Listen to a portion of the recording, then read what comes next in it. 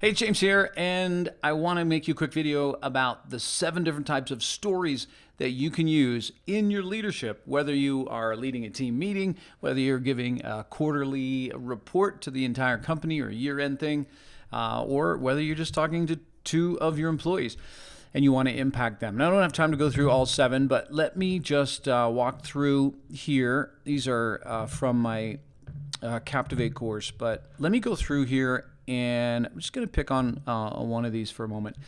It's called the origin story. So the origin story, there's a lot of different ways that you can tell the origin story, but here's what it's used for. It's stories, not just one story. It's stories of how we got to where we're at. Typically, if you're the CEO or the founder or the owner and you started the company, then there are a ton of stories that you may not even realize are so important. So, for example, I came in to train some leaders for a organization that distributes beer. Like, they get the beer out to the people. Well, this is a long-time, multi-generation company, and when I was there, I was chatting with the CEO, and they were telling me, I don't know if this is like grandfather or something, like right around the time when automobiles came out, and this was in Texas, and then this crazy snowstorm came in, and when it did, like the entire city shut down, and the roads were terrible. And so like his grandfather went and got the horse and buggy and the wagon and just started loading beer up on it and driving through the snow on the street so they could get the beer to people. So he was just telling me that as a great story, and I was like, do you tell people this story? Like, this is a great story that all of your staff should know, your customers should know, because it tells something about you. Like, I still remember it, right? Because we remember stories. But it's a story that passes on so much meaning. And in that case, it's a meaning of innovation. It's a meaning of resourcefulness. It's a meaning of we're going to get the job done, right? Like, whatever it takes. When no one else is doing it, we are going to get beer to people, right? And so there's always a lot of different stories. Now, you may not be a founder or owner. You might just be, you just started working for a company, right? And you're a frontline manager.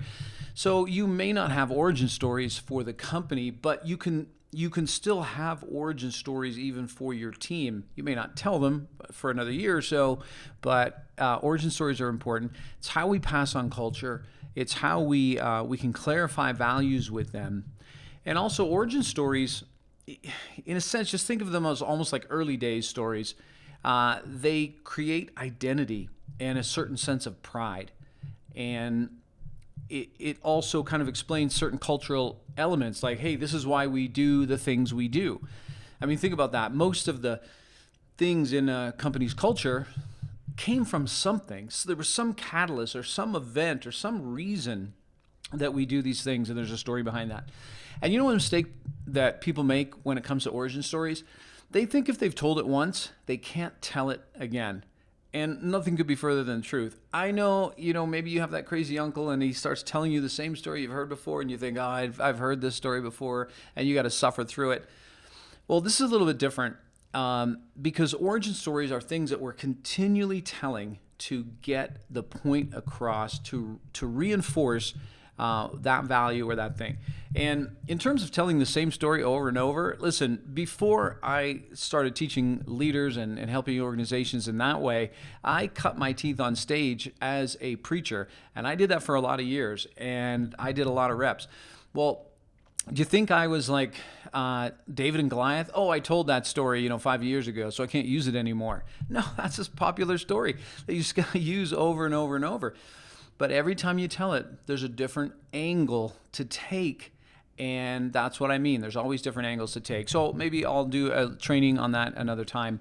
And then I'll share this. I remember reading this. It says the Mitsubishi story on the stage there.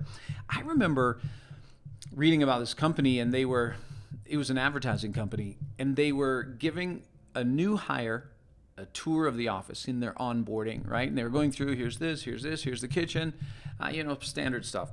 Then they came to this room, and there's this, it's a table, but underneath the table is this big hunk of metal all crushed up.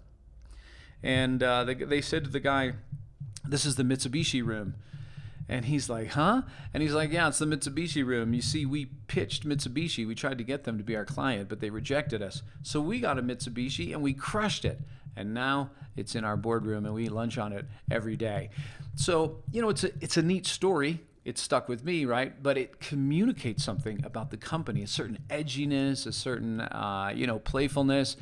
And it's those kind of stories that get passed on and help people fill in a picture of whether it's culture or what you're trying to build there with your team. All right.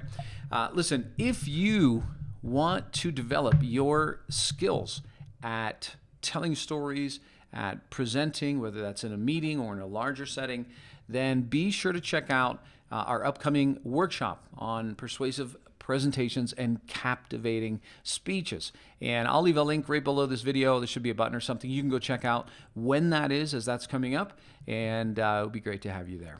All right. And other than that, keep telling stories because they are the most powerful mechanism for communication.